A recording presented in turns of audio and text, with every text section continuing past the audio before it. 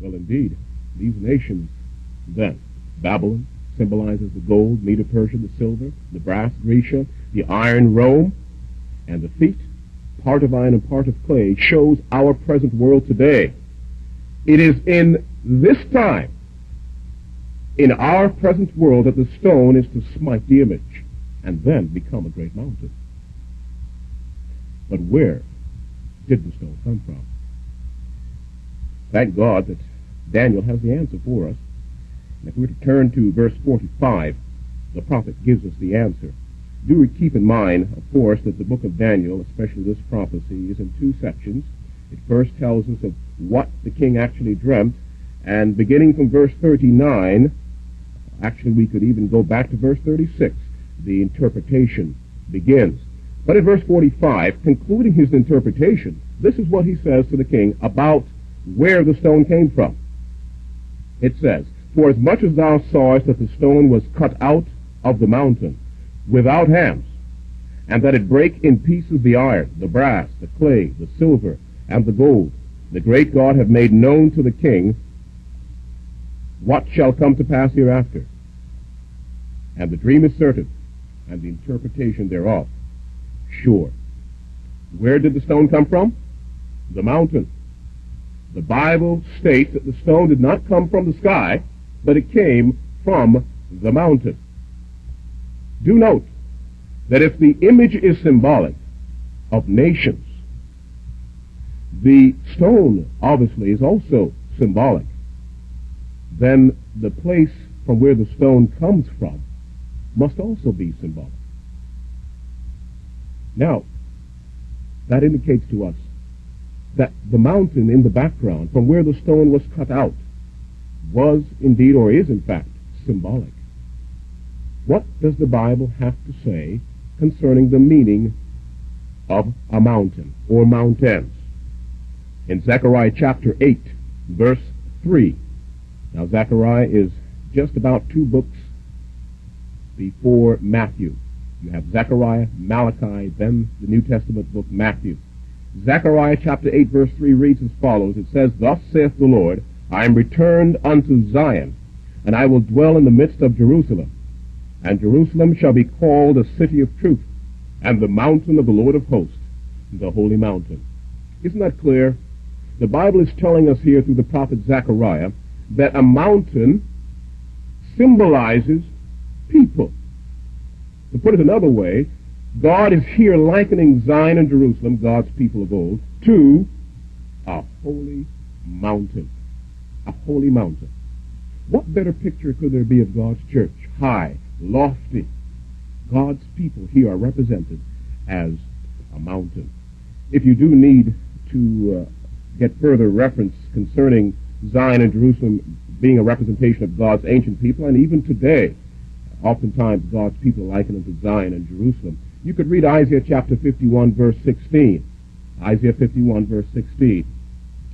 Thus we see thus far that God likens his people to a holy mountain. Let's also turn to the book of Daniel again. This time we'll be looking at chapter 9. Daniel chapter 9, and we will be reading verses 16 and 20. And it says, "O Lord, according to all thy righteousness, I beseech thee, let thine anger and thy fury be turned away from thy city Jerusalem, thy holy mountain, because for our sins and for the iniquities of our fathers, Jerusalem and thy people are become a reproach to all that are about us." Notice clearly, God, through Daniel, as he is praying, is likening his people, God's people, to a holy mountain. He could not be here referring to a literal mountain, because a literal mountain does not sin. Literal objects do not sin. Only human beings can sin. Thus God here, by calling God's people Jerusalem, thy holy mountain, is saying that his people are indeed represented by a mountain. Verse 20 makes it even clearer, because it says, "And whilst I was speaking and praying and confessing my sin and the sin of my people Israel, and presenting my supplication before the Lord my God for the holy mountain of my God." Here again, it makes it plain.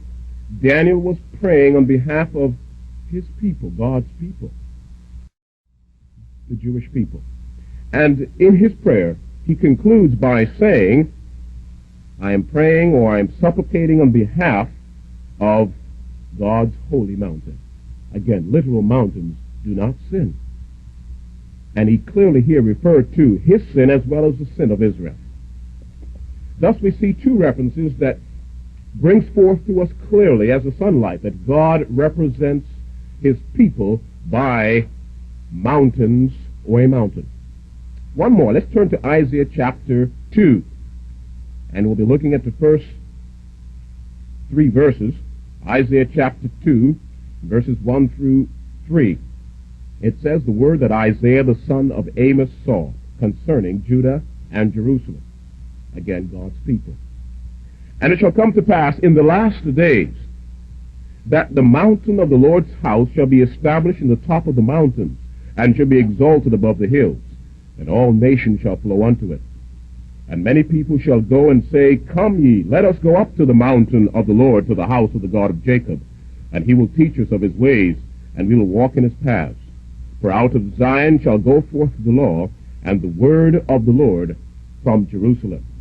Is God saying here that he's going to take his mountain and stack them on top of all the other mountains, literally? Oh, no. God is here telling us that his church or his people will be exalted above all other people. So much so that they will say, or people will say, Come ye, let us go up to the mountain of the Lord, to the house of the God of Jacob. Let us go up to worship God. Let us join his church. This is what they're telling us here. And if they even go on to say that we will walk in his paths and we will learn of his ways. Clearly, God, even in the last days, according to verse 2, we see that God likens his church to mountains. Notice, mountains in general represent peoples, governments, churches.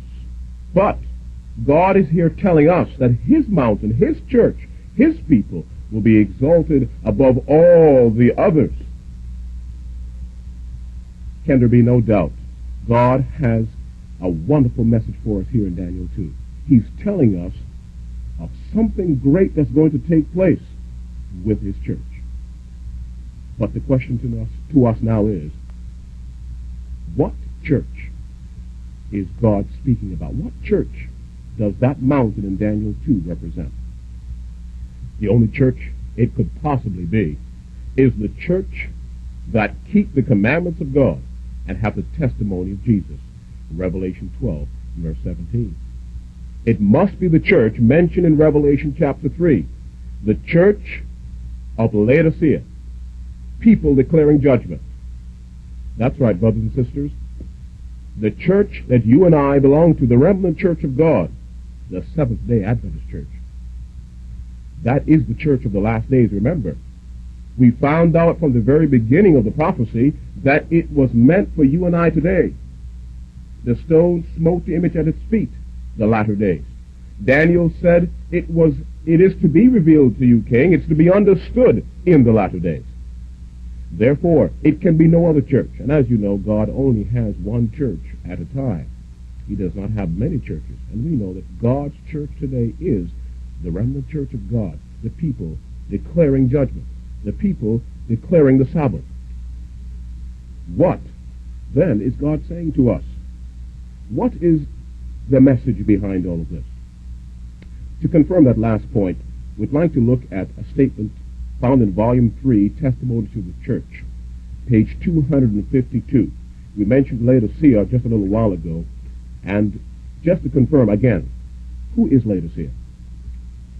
The message to the church of the Laodiceans is a startling denunciation and is applicable to the people of God at the present time.